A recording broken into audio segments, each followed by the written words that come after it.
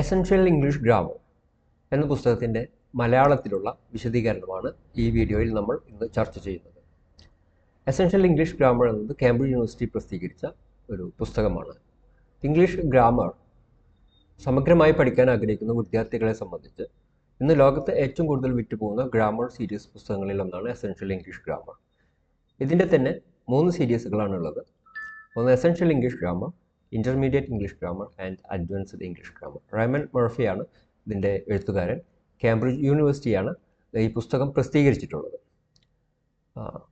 അപ്പോൾ മത്സര പരീക്ഷകൾക്ക് തയ്യാറെടുക്കുന്ന വിദ്യാർത്ഥികളെ സംബന്ധിച്ച് ഈ പുസ്തകം വളരെ വലിയൊരു മുതൽക്കൂട്ടാണ് എന്ന് പറയുന്നതിലൊരു സംശയം വേണ്ട.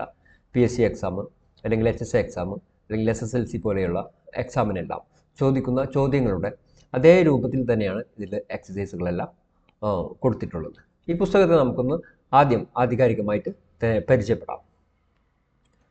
എസൻഷ്യൽ ഇംഗ്ലീഷ് ഗ്രാമർ എന്നുള്ളത് ഒരു സെൽഫ് സ്റ്റഡി ആയിട്ടും ഒപ്പം തന്നെ ക്ലാസ് റൂം ബുക്കായിട്ടും ഉപയോഗിക്കാൻ കഴിയുന്ന ഒരു പുസ്തകമാണ്.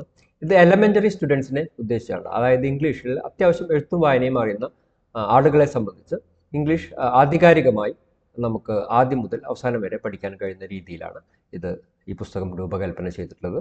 റൈമൻ മർഫിയാണ് ഇതിൻ്റെ എഴുത്തുകാരൻ. ഒപ്പം തന്നെ കേംബ്രിഡ്ജ് യൂണിവേഴ്സിറ്റി പ്രസ്സാണ് ഇത് പ്രസിദ്ധീകരിച്ചിട്ടുള്ളത്. ഇതിലെ കണ്ടൻറ്റ് 114 യൂണിറ്റുകളാണ്. ഓരോ യൂണിറ്റിനും ഒരേ പേര് കൊടുത്തിട്ടുണ്ടായിരിക്കും. Am is are questions, I am doing എന്നിങ്ങനെ 114ഓളം കണ്ടൻറ്റുകളാണ്, ലെസൺസാണ് ഇതിൽ വരുന്നത്. ഓരോ ലെസൺസും അതിൻ്റെ എക്സസൈസോട് കൂടി തന്നെയാണ് കൊടുത്തിട്ടുള്ളത്. അതിൻ്റെ ലെഫ്റ്റ് സൈഡിൽ, പുസ്തകത്തിൻ്റെ ലെഫ്റ്റ് സൈഡിൽ യൂണിറ്റ് വരുന്നത് ഇതേപോലെ ആയിരിക്കും. ആദ്യം ഹെഡ് വരും, പിന്നെ കുറച്ച് എക്സാമ്പിൾ വരും, പിന്നെ അതിൻ്റെ വിശദീകരണങ്ങൾ വരും, പിന്നെ വീണ്ടും അതിൻ്റെ കുറച്ച് എക്സാമ്പിൾ വരും, പിന്നെ അതുമായി ബന്ധപ്പെട്ടിട്ടുള്ള മറ്റു കാര്യങ്ങൾ, അതിൻ്റെ ഗ്രാമാറ്റിക്കലായിട്ടുള്ള പോയിന്റുകൾ നിങ്ങൾക്ക് കാണാം. ഒപ്പം തന്നെ ഇത് കഴിഞ്ഞാൽ ഈ ലെസണിൽ പ്രതിപാദിച്ച കാര്യങ്ങളുമായി ബന്ധപ്പെട്ട് പഠിക്കേണ്ട അടുത്ത ലെസണുകൾ ഏതൊക്കെയാണെന്നുള്ളത് അടിഭാഗത്ത് കൊടുത്തിട്ടുണ്ടായിരിക്കും. യൂണിറ്റ് 2 ആൻഡ് യൂണിറ്റ് 36, യൂണിറ്റ് 64 എന്നിങ്ങനെ ആണ് ഇതിൻ്റെ അടുത്ത വിശദീകരണങ്ങൾ വരുന്നത്. ഒപ്പം തന്നെ അതിന് ഓരോ പാഠം കഴിഞ്ഞാലും ഒരു എക്സസൈസ് ഭാഗമുണ്ടായിരിക്കും.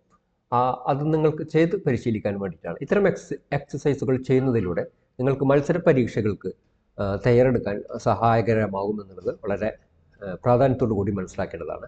PSC എക്സാം പോലെയുള്ള അല്ലെങ്കിൽ HSC ഇംഗ്ലീഷ് എക്സാം പോലെയുള്ള അല്ലെങ്കിൽ SSLC ഇംഗ്ലീഷ് ഗ്രാമർ പോലെയുള്ള ഇതെല്ലാം വരുന്നത് ഇതേ പാറ്റേണിലുള്ള വ്യത്യസ്ത തരം ക്വസ്റ്റ്യനുകളാണ്. അപ്പോൾ നമുക്ക് ഇത്തരം എക്സാമുകൾക്കുള്ള തയ്യാറെടുക്കുന്ന ആളുകളെ സംബന്ധിച്ച് വളരെ സിമ്പിളായിട്ട് കുറേ അധികം എക്സസൈസുകൾ ചെയ്ത് പരിശീലിക്കാൻ കഴിയും എന്നുള്ളത് വളരെ പ്രാധാന്യത്തോടു കൂടി മനസ്സിലാക്കേണ്ട ഒരു കാര്യമാണ്. ഈ 114 പാഠങ്ങൾ കഴിഞ്ഞാൽ ഒരു അപ്പൻഡിക്സുകൾ കൊടുത്തിട്ടുണ്ട്. അതിൽ ആക്റ്റീവ് ആൻഡ് പാസീവ് ഫോമുകൾ, അതുപോലെ list of irregular verbs in groups and short forms, he's, I don't പോലെയുള്ള ഷോർട്ട് ഫോംസ്, പിന്നെ സ്പെല്ലിങ്ങുകൾ, ഏകവചന ബഹുവചന വ്യത്യാസങ്ങൾ വരുമ്പോൾ ഉണ്ടാകുന്ന സ്പെല്ലിങ്ങുകളുടെ വ്യത്യാസങ്ങൾ മനസ്സിലാക്കാം. പിന്നെ ഫ്രൈസൽ വെർബ്സ് ഫോർ ഒബ്ജക്റ്റ്, അതെല്ലാം കൊടുത്തിട്ടുണ്ട്. അതുകൂടാതെ ഇതിൽ അഡീഷണൽ എക്സസൈസുകളും അവസാന പേജുകളിൽ കൊടുത്തിട്ടുണ്ട്.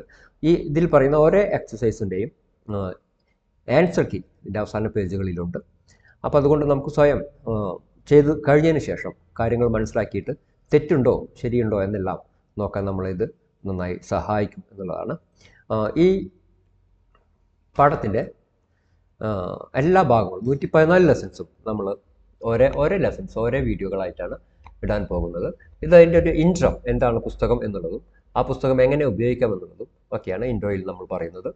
അപ്പോൾ ആധികാരികമായി ഇംഗ്ലീഷ് പഠിക്കാൻ ആഗ്രഹിക്കുന്ന ആളുകളെ സംബന്ധിച്ച് ഒഴിച്ചുകൂടാനാവാത്ത പുസ്തകങ്ങളാണ്. ഇനി അടുത്ത ഓരോ വീഡിയോകളിലും ആയി നമ്മൾ ഓരോ ലെസൺ 1 by 1 ആയിട്ട് പഠിക്കുന്നതായിരിക്കും.